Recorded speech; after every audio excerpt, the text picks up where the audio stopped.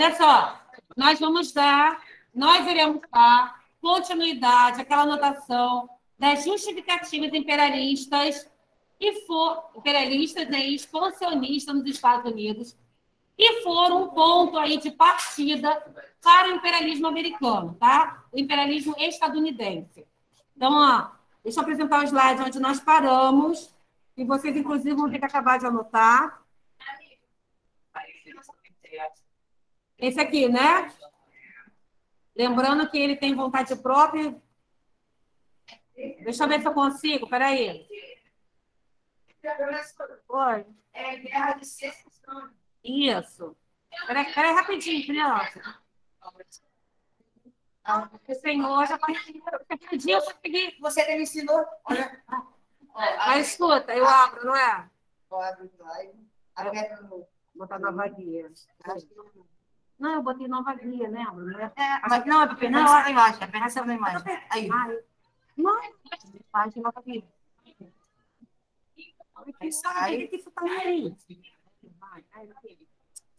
Haja paciência com isso. Então, ó, vamos lá. Nós vimos na semana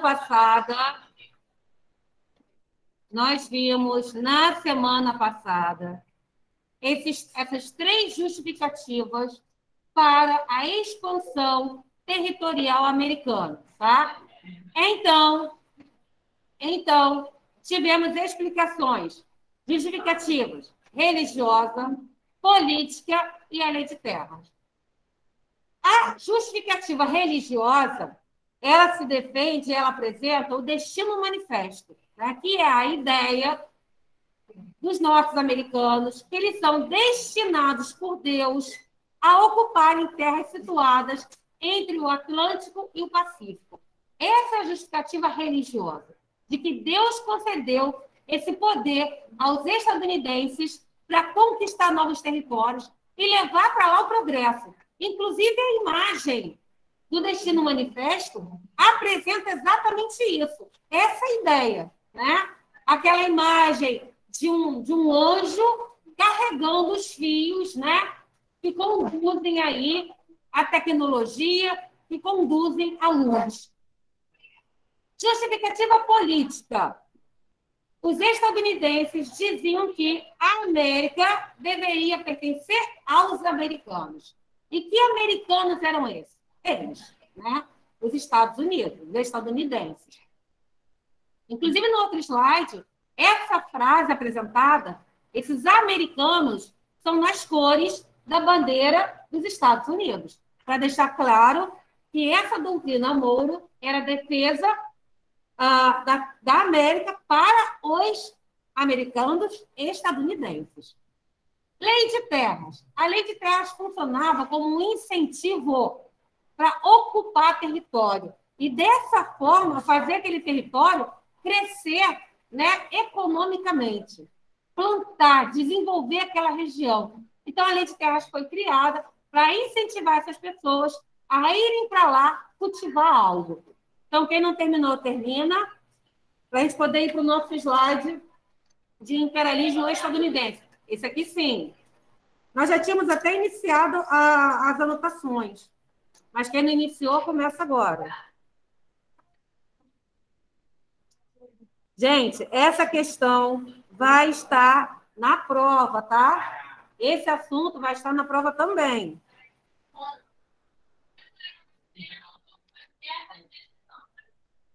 Eu anotei mais coisas, não foi? Eu não... tem isso aqui que a gente já começou a anotar. Nós tínhamos anotado. E antes dele, comprei uma bombinha, eu não lembro. A gente anotou vários pontos.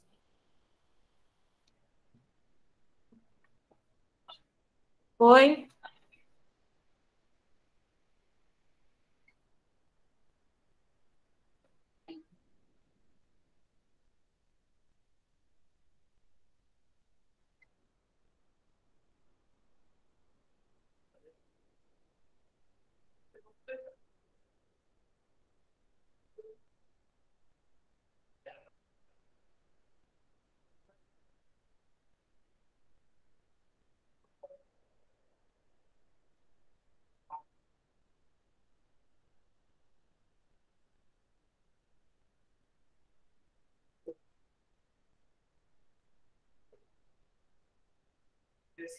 Oi.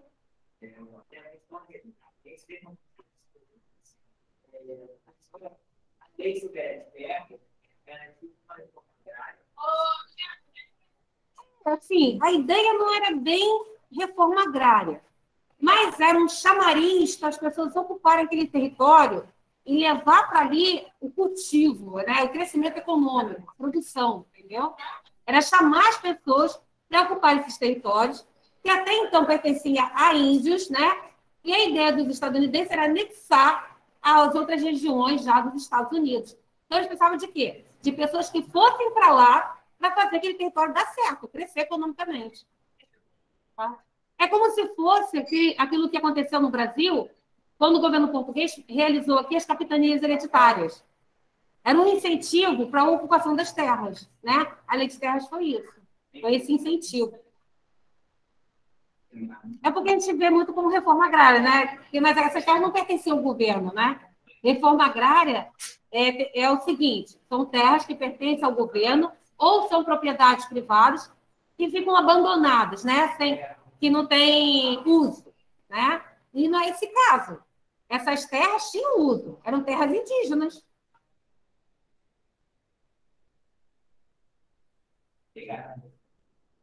Para o pessoal acabar de anotar, para a gente poder ir para o imperialismo estadunidense.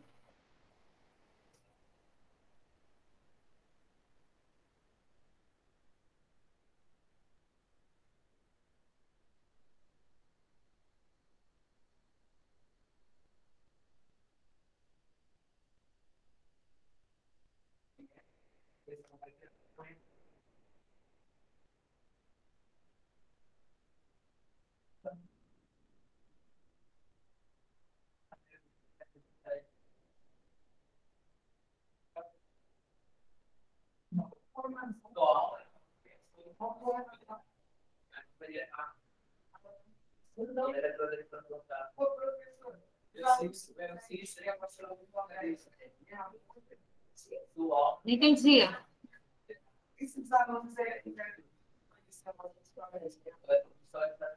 Por enquanto, não.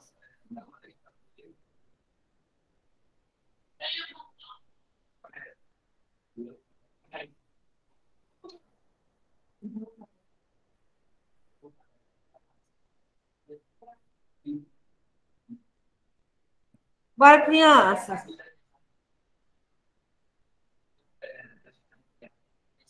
Gente, se preparem para o ano que vem, hein? Já estou doida para chegar. Não é? Aí sentir aquela coisa de novo, né, querida?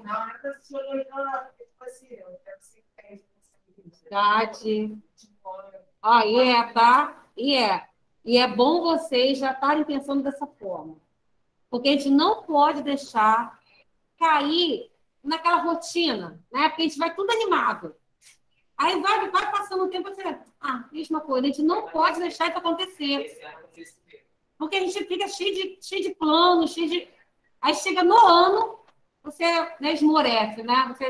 A gente tem que botar isso pro alto, gente. A gente tem que levantar a peteca. Por quê? Por que eu estou falando isso? Vocês viram o número de pessoas que se inscreveram para o Enem esse ano? Foi baixíssimo. Foi muito pouco. Falaram, né, na reportagem que foi o menor número de pessoas inscritas desde que o Enem foi criado. E ano que... Oi? Não vi o número exato. Mas isso é muito ruim, gente. Isso é muito ruim. Nós temos que botar na cabeça da gente, né? Eu me incluo nisso, mas é mais vocês são o futuro. Nós temos que botar na nossa cabeça, né? E, infelizmente, é triste falar isso, mas o governo, quando eu falo governo, não é o governo do X e o governo do Y, não, tá? É o governo, de forma geral, os poderosos, não querem a população bem instruída, não.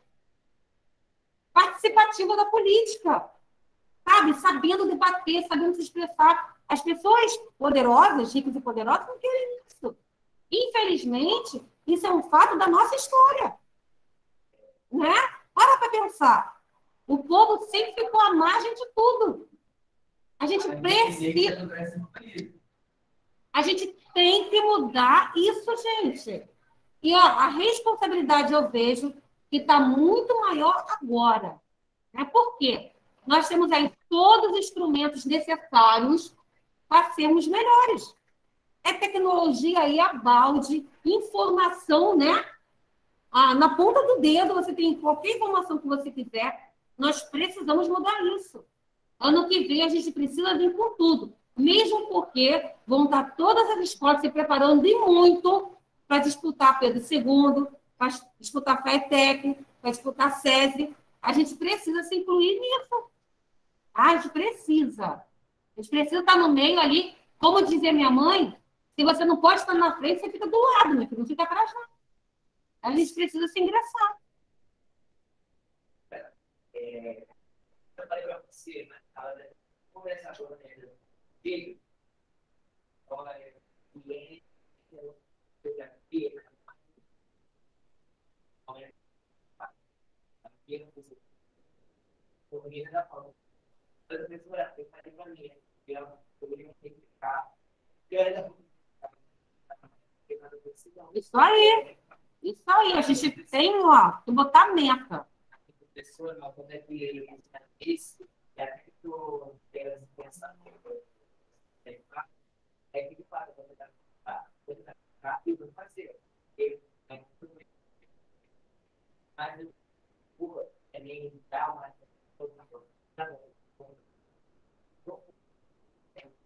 Você tem que dar uma atenção maior para o presente mesmo. Porque você prestar atenção nas suas aulas, você se dedicando, você está pensando no futuro.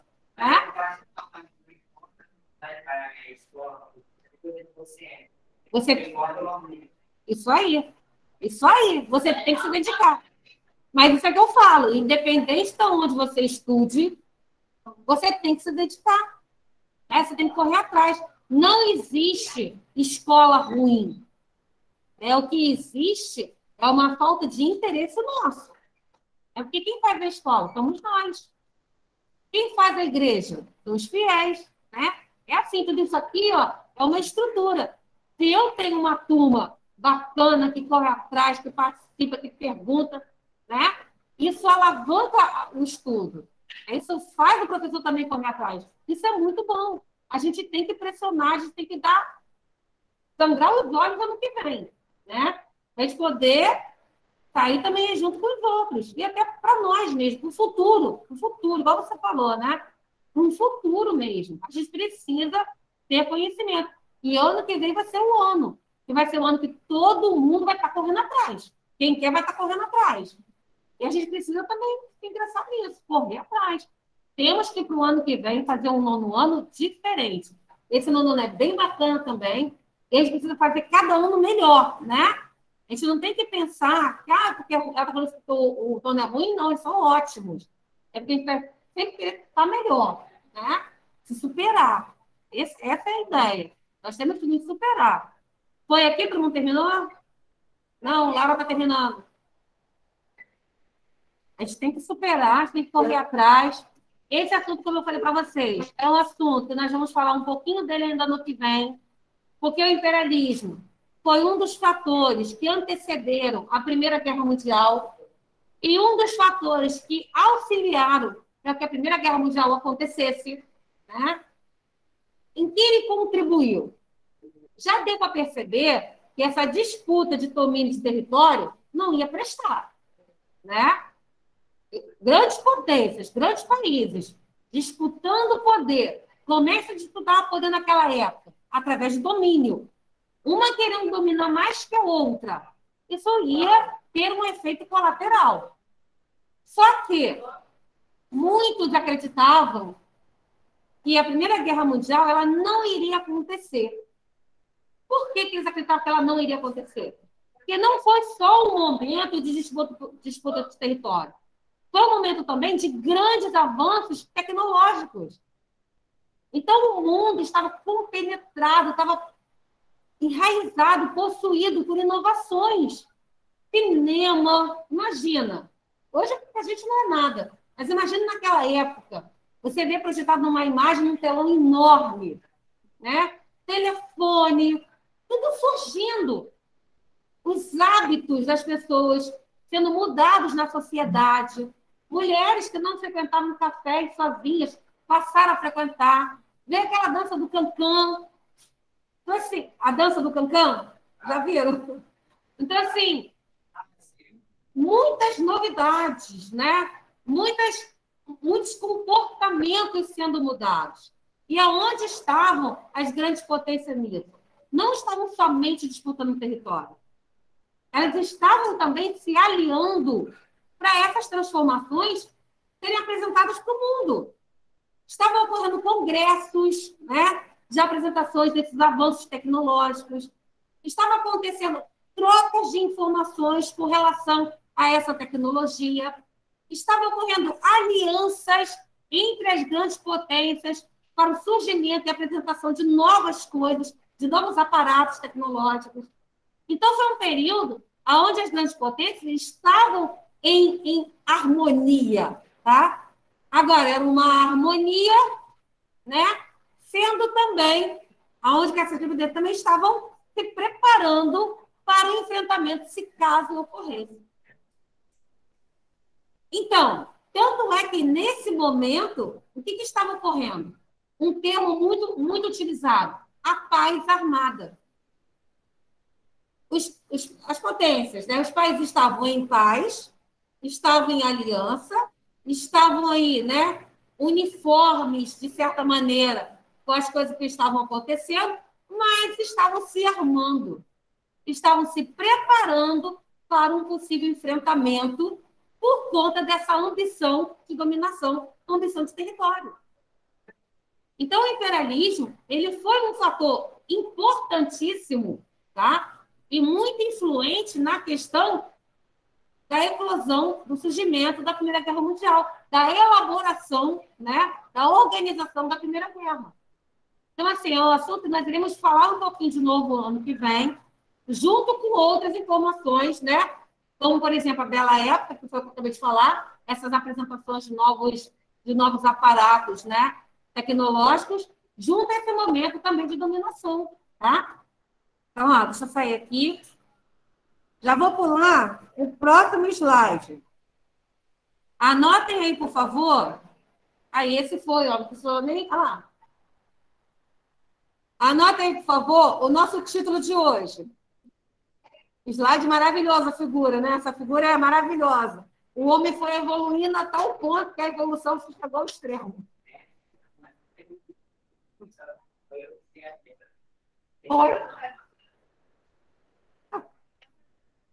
É o imperialismo estadunidense. Anotem, tá, pessoal de casa?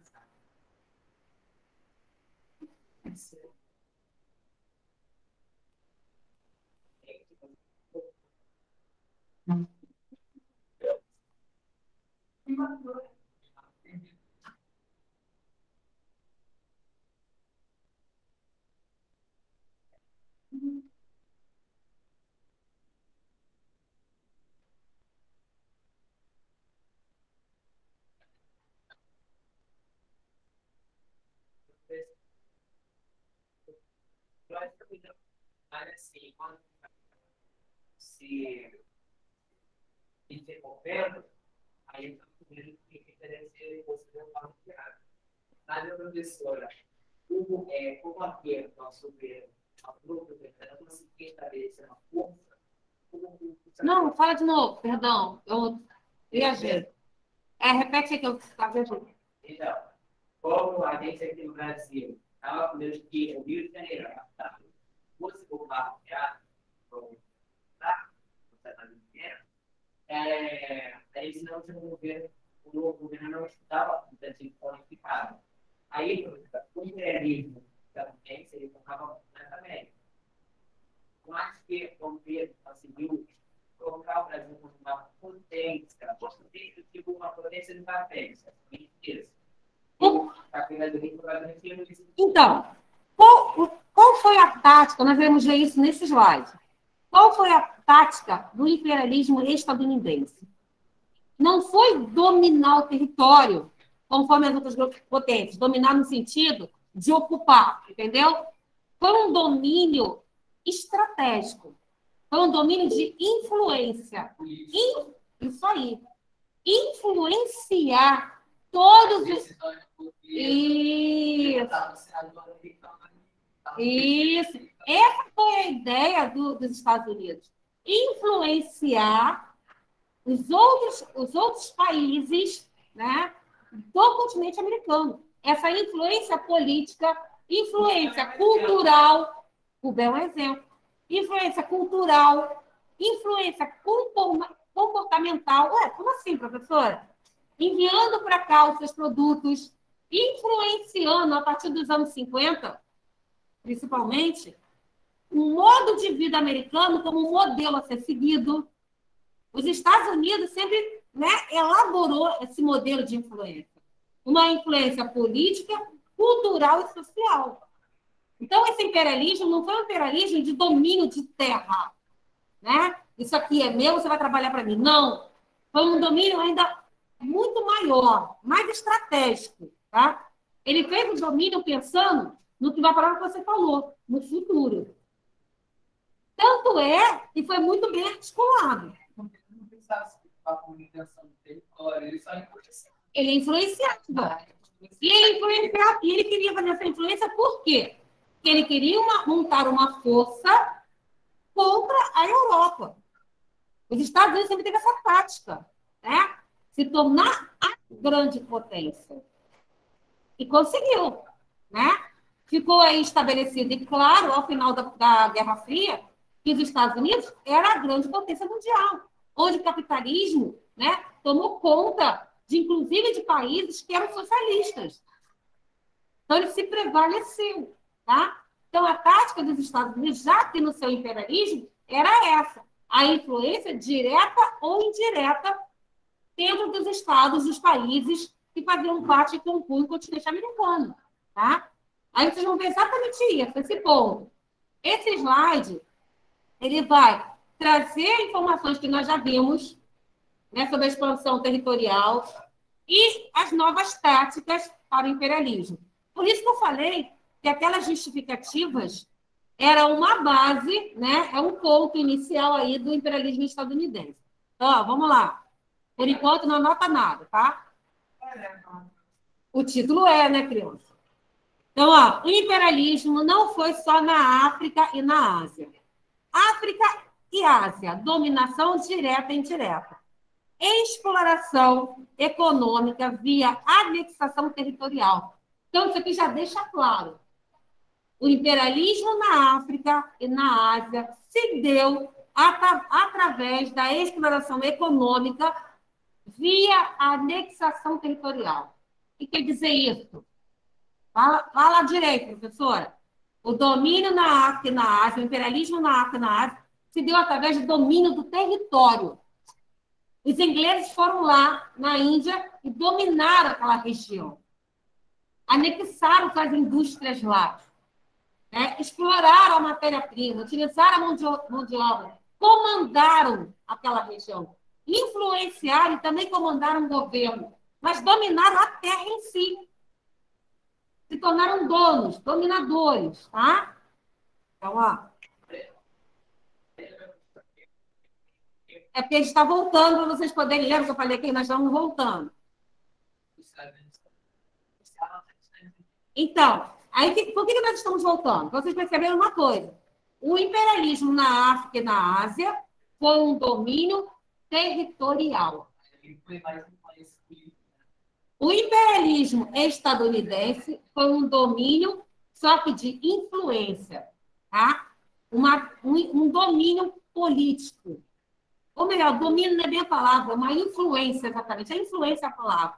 Uma influência política, uma influência social, uma influência comportamental, uma influência em vários fatores. Mas não foi um domínio de terra, não foi um domínio territorial. Até mesmo com relação a Cuba. O que os Estados Unidos fez? Né? Ele embarreirou Cuba. Ele excluiu Cuba do seu intercâmbio de mercado, da sua troca de mercados. Já houve algo do tipo, né? Já houve algo do tipo aqui já nessa época, tá? Então, vamos lá. O imperialismo não foi só na África e na Ásia. A América teve a dominação, ó, indireta. Empréstimos bancários, imigração europeia, ou mesmo a interferência dos Estados Unidos. Então, os Estados Unidos usou uma outra tática para o seu imperialismo. Como assim, professor? Empréstimos bancários. Ele emprestava dinheiro, né, claro que a juros. Olha só, Paula, você está muito linguarudo, você está falando as coisas antes de mim. Paula, Oi? eu caí, eu não sei se isso daí é para copiar. Não, não é para copiar, não, tá? Você está dando muito, como é que Tá. você fala? Você está dando muito spoiler. Você não vai dar. Mas é exatamente isso que o Miguel falou, tá? Fazia-se empréstimo, não só queria-se o dinheiro de volta, é óbvio, né? Mas também, como queria, era desejo, concessão na interferência política, interferência de mercado. Tanto é que hoje a gente vê o quê, gente? Acontece alguma instabilidade no dólar, né? Acontece alguma instabilidade, como houve em 1929, né? A quebra da Bolsa de Valores americana. Gente, parece que o mundo para, né? Fica todo mundo rodando ali em torno do que acontece nos Estados Unidos. Até a questão da eleição do presidente americano. Já perceberam isso? Sim. Né? Até isso. Tudo influencia. Então, essa era a tática, essa foi a tática americana. Essa influência, essa dominação indireta. É uma dominação indireta. Né? É um jogo de influência. É uma interferência.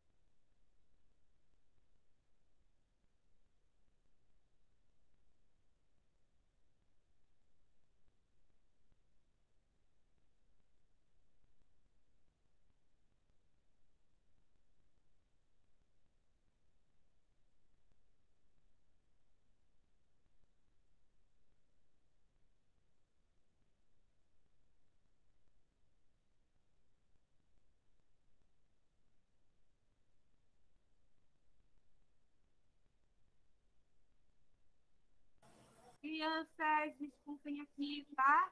Teve uma queda de luz. Está tudo estabilizado. Estão me escutando direitinho? Crianças, alguém dá um sinal de vida? Oi, Paula. Ah, que bom. Teve uma queda de luz aqui, tá? Eu já liguei já. Então, ó, vou voltar lá na apresentação do slide. Espera aí.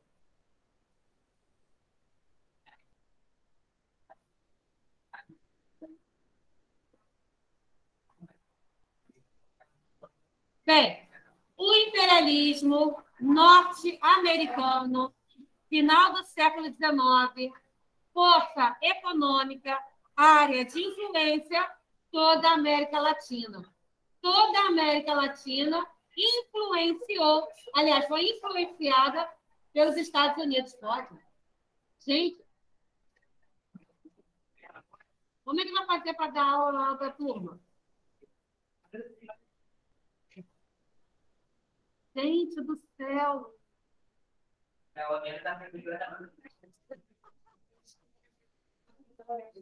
Gente, pelo menos a rua está sendo consertada na graça do Senhor. Caramba! Então vamos Essa lá. é para copiar, Paula? Não, não precisa, tá? Não precisa não. Vamos lá. Doutrina Monroe, nós já vimos sobre isso. Como eu falei, nós estamos relembrando aqui, fixando alguns pontos. Aqui está exatamente como eu falei para vocês. A América para os americanos, né? A justificativa para o imperialismo, para a expansão territorial. Defesa da soberania americana. Proibição de novas colônias. Foi determinado a não intervenção da Europa em problemas americanos e também ficou determinado a não intervenção americana em problemas europeus. Você escuta que é americano, é preciso mais dos Estados Unidos. Aí você fala que é preciso mais dos Estados Unidos. Então, tecnicamente, a influência dele deu certo. Hoje, não é que a gente falou das pessoas chamarem de americano, não estadunidense. Então, também. Mas a gente acabou, não é que. É igual eu te falei, né? Não está errado o americano, tá? Não está. Estados Unidos da América. Então, americano está tudo correto. Mas também, estadunidense também é um nome correto a se referir, né, a quem uma hora nasce nos Estados Unidos, tá? Política isolacionista. A intenção dos Estados Unidos era o quê? Proteger a América, né, a América da interferência ou das decisões da Europa. Como eu sempre falei, os Estados Unidos, ele queria ganhar força contra os países europeus. Não digo força contra, mas ele queria se colocar, né, era desejo desde sempre, também naquele patamar.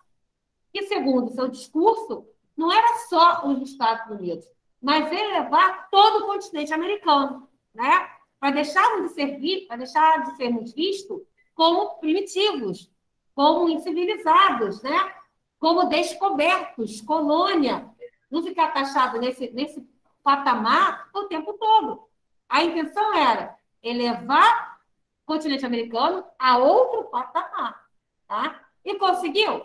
Conseguiu. Né? Conseguiu. O patamar alto. Exatamente, o patamar dos países.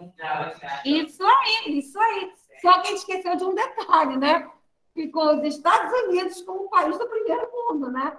E nós...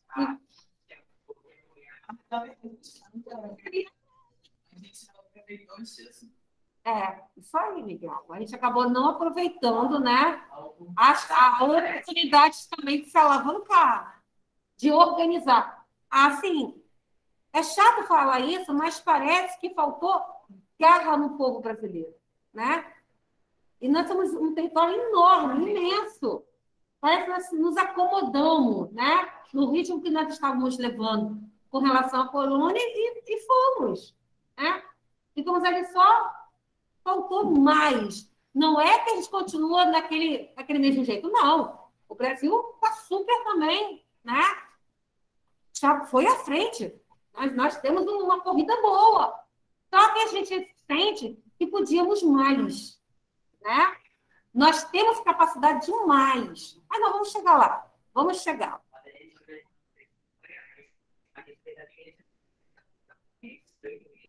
Né? É muito estranho, né? É porque a gente fica com a sensação que podia ser tudo diferente. Né? A gente fica com essa sensação. Não é? Não é? A gente vê outros países que parece que mudou tudo. Gente, você quer ver uma coisa mais impressionante? Por exemplo, o Vietnã, né? Que sobre aquela destruição. É louco você pensar nisso, né? É louco. As bombas em Hiroshima e Nagasaki. Aí o Japão tá muito tecnologia. Não é? Parece que a gente se acomodou, né? A gente se comprimiu naquele espacinho ali, então tá bom, já tá bom para mim, e ficamos, né? É aquela sensação de poder mais, a gente pode mais, né? Só que a gente, a gente tem um passo muito diferente, um passo mais lento. É isso aí. É o que acontece hoje, eu acho que em tese, a culpa foi da pessoa. Na corpo, por bem cedo. Eu acho que a gente disso, quando você não foi, porque você fazer qualquer coisa ali, você não era reeleito, mas sua base continuava. E a mesma coisa de a gente aceita muito pouco. Só aí. Eu fico pensando, Isaac, tá, às vezes eu penso, gente, não é possível. Eu acho que tudo isso vai antes até da implantação da República. Eu acho que já está lá mesmo naquele momento da colonização, sabe? Sei lá, é uma coisa muito profunda, né? É muito enraizado. Enraizou o negócio. É muito enraizado. O negócio é tão profundo. É só aí, é difícil de tirar. Fazer alguma coisa boa, mas vai lá tem outra pessoa. Isso, né? Parece, não é esquema que se fala. Esse arranjo político, parece que é difícil tirar esse nó, né? Vem alguém que parece que vai mudar tudo, mas eu acho que aquela pessoa não consegue, é sufocado. É sufocado e acaba tendo que seguir os planos que já são armados, né? Essa é a impressão. É igual a questão do Bolsonaro, né? Ele veio com um período de expectativa que muitas coisas seriam importantes acontecer, que talvez muitas das coisas que foi falado iria dar talvez, entendeu? Só que parece que algo vem e sufoca, né? E você cai de novo naquele mesmo mecanismo, né? Aquela mesmice, sabe? É uma coisa muito louca mesmo. Vamos ver, né? Vamos tentar acreditar nas próximas eleições. As pessoas precisam ter consciência na hora de votar, sabe? Pesquisar, procurar respeito, ver o que já fez, quais são as propostas, né? E outra, da prioridade, gente. Prioridade à educação. Nós não vamos a lugar nenhum sem a educação ser priorizada. Então, sabe um negócio, a pessoa não entra na política, falando para presidente, que é o nacional, ela precisa de dinheiro. De onde vem esse dinheiro? Dinheiro. Cadê? Fundo partidário, mas só que também deve ganhar muito, e vem do partido. Aí, beleza. Você vai fazendo contrato com um monte de pessoa. Bom, é a mesma coisa que nos Estados Unidos. Você vai dando empréstimo, ou seja, mas quando você está no poder, eu quero que você me dê uma grana. Você não pode estar, você não pode estar absurdo. Porque se você ficar com uma pessoa, você não entende aí mesmo, você fica preso a vários grupos. Então, você vai beneficiar os grandes empresários, você vai ter que beneficiar os banqueiros, o povo todo que te auxiliou. Né? E você fica preso àquilo ali, exatamente, aquele esquema, né? Aquela armadilha. Né? Que aquilo acaba ficando uma armadilha. Quer ver um filme brasileiro que fala muito sobre isso, né? Essa questão do esquema? O Tropa de Elite. O Tropa de Elite, ele mostra muito isso, só que, claro, que é um esquema dentro da polícia, né? Mas que você para pensar, aquilo abrange muito mais. Porque não envolve só a questão policial. Tem tudo por trás. Quando assistir, presta atenção, ele fala o tempo todo o Wagner Moura narra isso, né? Essas amarras que tem, ele fala um termo, eu tenho um ódio quando eu esqueço as coisas, ele fala um termo, né, para isso. Você não consegue quebrar esse ritmo que já criou, esse mecanismo já instalado. Eu vou lembrar o nome que ele fala. Fala. Ué, esqueceu?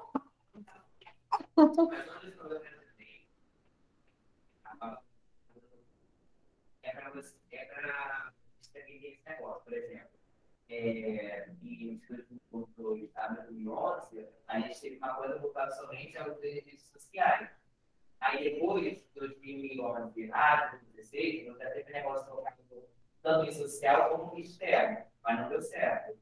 Já de 2016... Deu, tá? Deu um pouco certo. Deu certo, mas... Nós chegamos a um patamar bem bacana de exportação de produto no Brasil. Mas aí depois de 2016, a presente, tudo que a gente, esses benefícios, eles foram... Se eu achasse, eu fiz tipo um resumo esquemático sobre alguns pontos que ocorreram importantes em cada governo pós-ditadura. Eu não vou conseguir, eu botei em outra plataforma para mostrar para vocês. Que é o assunto do 9º ano. Aí eu fiz isso, entendeu? É o assunto do 9º ano, vocês vão ver ano que vem. Se eu conseguisse pegar na minha outra plataforma, eu vou ver se eu consigo até pelo celular, para mostrar para vocês. Gente, a aula já acabou. Desculpa esse negócio de aula. Ó, foi excelente, excelente, porque a gente não fugiu. Porque tem tudo. É isso que eu falo, entendeu? Tem tudo a ver com o que a gente está falando. A gente misturou, nós misturamos, né? Um assunto histórico, um acontecimento histórico, ao presente. É essa a função da história. A gente faz. Acho que vai ficar arrepiado. A gente fazia essa ligação, para vocês perceberem que história não é escutar coisa velha, entendeu? Não é estudar o passado. História vai além, para você entender o seu cotidiano, o seu dia a dia.